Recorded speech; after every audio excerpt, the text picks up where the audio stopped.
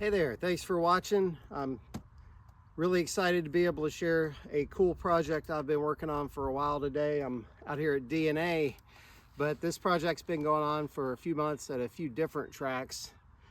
I kind of been on a quest with my WP forks since I've owned the bike. The air was okay. I ran it for a couple years. Definitely better than the older generation. I always kind of ran into the same problem, if I want it to hold up to the big hits, then it's too stiff at the top of the stroke. It's what everyone calls that the crust, and the crust just kind of drove me crazy. So after a couple years, I went with a single side spring conversion, and that was the Race Tech kit, and played a lot of, just chased it a lot. And never really got quite the feel I was looking for on that. It still kind of ended up being a little too harsh and still not getting the bottom end resistance I wanted. I felt like it made it, I could read the terrain, feel the terrain a little bit better, but it still wasn't quite giving me what I wanted. So a few months ago, I was kind of on the fence of, do I want to run this bike another year? And then I decided if I did, I wanted to go ahead and try and get some forks. But I also didn't want to drop huge money into the forks because the 6500 kit is supposed to be great, but I didn't want to spend that kind of money, especially after what I already had into the Race Tech kit. By the time you get the kit, the springs, I did gold valves, all that stuff, it added up. So I ended up I happen to have a friend, his name Chris, and he runs Dial Manufacturing out in Washington. And it was kind of funny, actually, right after I'd gone to the Race Tech, he's like, hey man, I'm doing these conversion lugs for KYBs. And I was just, anyway. So I wanted to give that a shot because I knew I could pick up some SSS, some older ones, and used his conversion lugs that literally drop right in the bottom, and then the KYB stuff bolts right in. I was shocked that it was that simple. It was really just like taking your forks apart and putting them back together, only with the different cartridges in them. These happen to be from a 2012 YZ250F, and I didn't change the valving. I just put them in as part of the experiment. So I've ridden 4 tracks on these now. Revolution, which is a hard pack, fast outdoor track. Masters, which gets a lot rougher.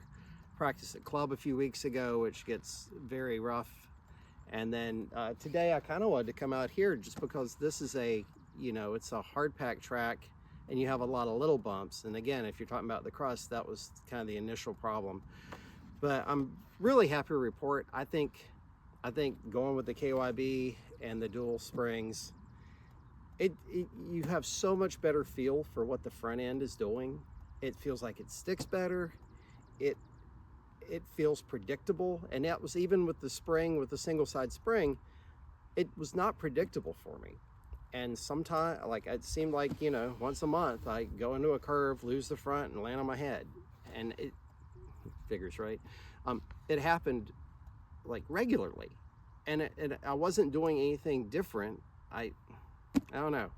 So I just got, I was really tired of that. So, but I'm happy that this kit is, it seems to have taken care of that. Now the SSS is not, to me, I don't feel like they are the plushest, but you get some feedback to your hands, but it's not bad, and it's definitely not what I was getting on the air fork before. I think something to do with having the dual springs, just, it makes them a little more compliant than having one big single spring. I don't know, maybe it's all in my head, but so I'm very happy with this kit.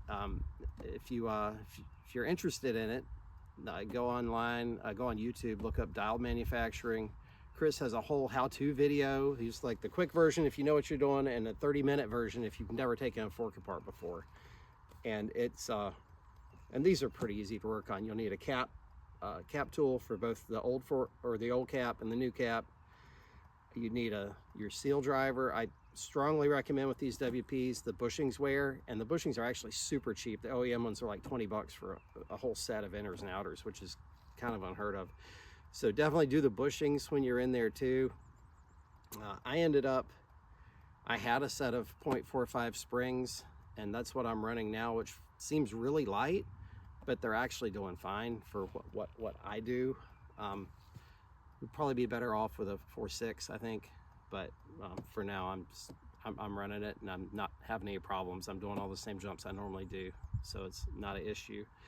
But anyway, so yeah, if I was doing it all over again, I would absolutely think about this going this KYB conversion route. I would definitely do that over a single spring. I don't even fool with a single spring, I don't think, unless you were a really good suspension tuner and really know what you're doing. But I mean, I did mine. I messed with them. I messed with the float valve.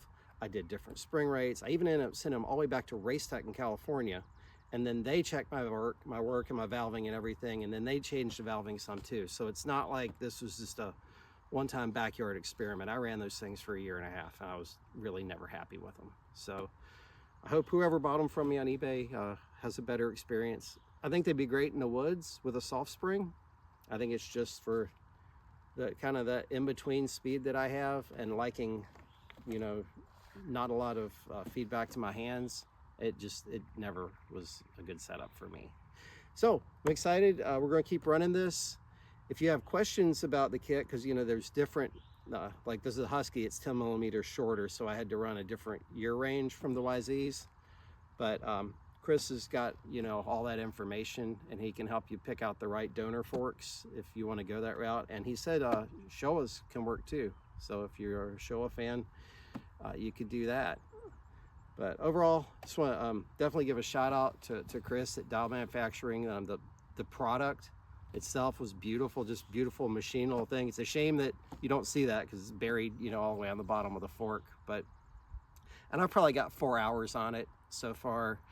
Different tracks, you know, no durability issues, no problems, and I've really been very happy. I really wish Husky would go back to dual springs on their next generation, or maybe put the 6500s in the Huskies and let the KTMs run the air forks, since that's the high performance, right? And these are the old guy rides. I don't know, just a thought there, KTM. Anyway, thanks for watching. If you have any questions or other thoughts about the forks, throw them in the comments. I'm happy to ask. See you at the track.